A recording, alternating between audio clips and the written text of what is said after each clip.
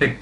ये अपना क्वेश्चन है भाई, consider a long straight wire of circular cross section radius A carrying a steady current I. ठीक, ये जो क्रॉस सेक्शन है इसमें आई करंट चल रहा है।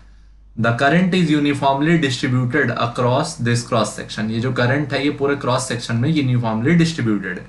The distance from centre of the wires cross section, wire के सेंटर से हम लोग को वो डिस्टेंस पता लगाना है eight which magnetic field inside the wire and outside the wire. यानी दो डिस्टेंस चाहिए, एक बार इनसाइड x1 और एक बार आउटसाइड मतलब x2।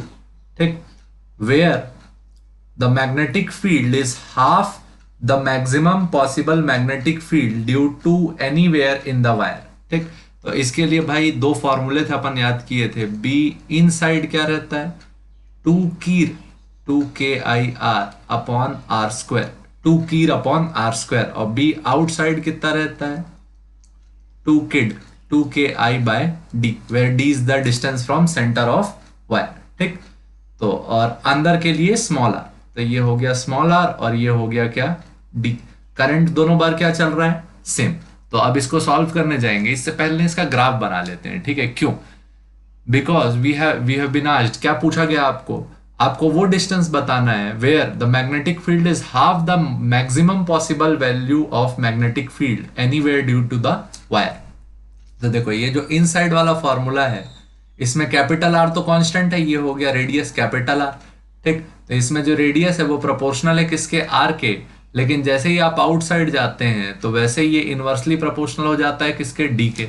मतलब जब तक आप तार के अंदर थे, जब तक आप तार के कहाँ थे, अंदर, तब तक मैग्नेटिक फील्ड बढ़ रही थी बी वर्सेस, अगर आप रेडियस का ग्राफ बनाए तो जब तक आप अंदर थे तार के तब तक लीनियरली बढ़ी मैग्नेटिक फील्ड।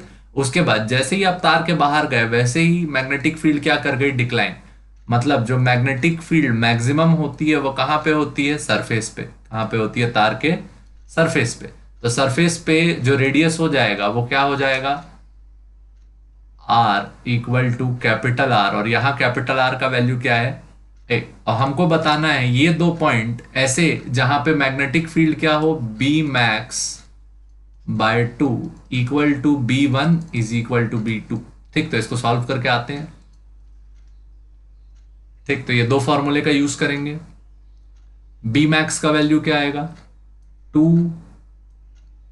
नहीं ये वाला फॉर्मूला यूज होगा ना, कौन सा वाला, टू की, टू के आई, रेडियस का वैल्यू कितना है, स्मॉल, मैक्सिमम के लिए जो रेडियस है उसका वैल्यू आया कैपिटल आर, और कैपिटल आर का वैल्यू यहाँ क्या दिया है, ए। तो to K I A upon क्या है, कैपिटल आर का स्क्वायर। कैपिटल आर का वैल्यू क्या है, ए का स्क्वायर। तो ये आ गया बी मैक्स। बी मैक्स किस पॉइंट पे हुआ, R equal to capital R equal to A. तो ए से ए कैंसिल हो गया, तो बी मैक्स का वैल्यू क्या आया, टू के आई बाय ए। अब हमको ऐसे दो पॉइंट ढूंढने हैं जहां मैग्नेटिक फील्ड इसका क्या हो, हाफ। तो हाफ कर देते हैं, B max by two equal to क्या आएगा, के आई बाय ए। क्या आएगा, के आई बाय ए।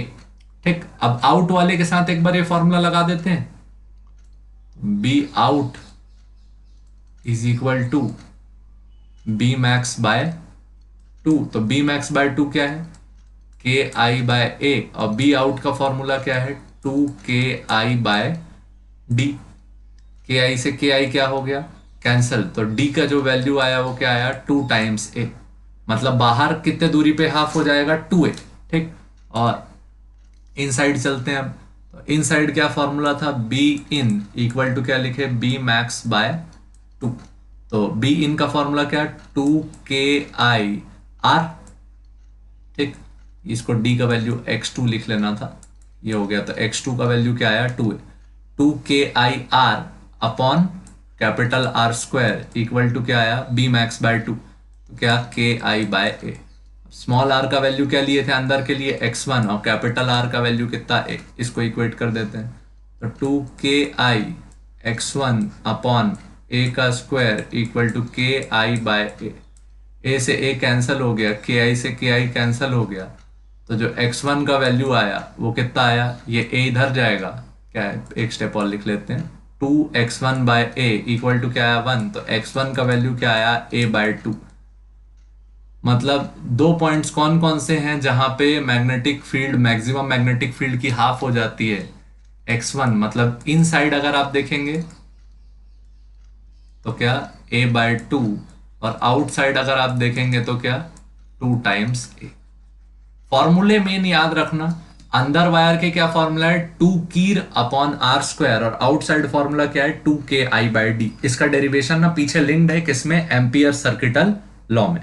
ठीक है, ठीक, आगे बढ़ते हैं भाई, थैंक यू।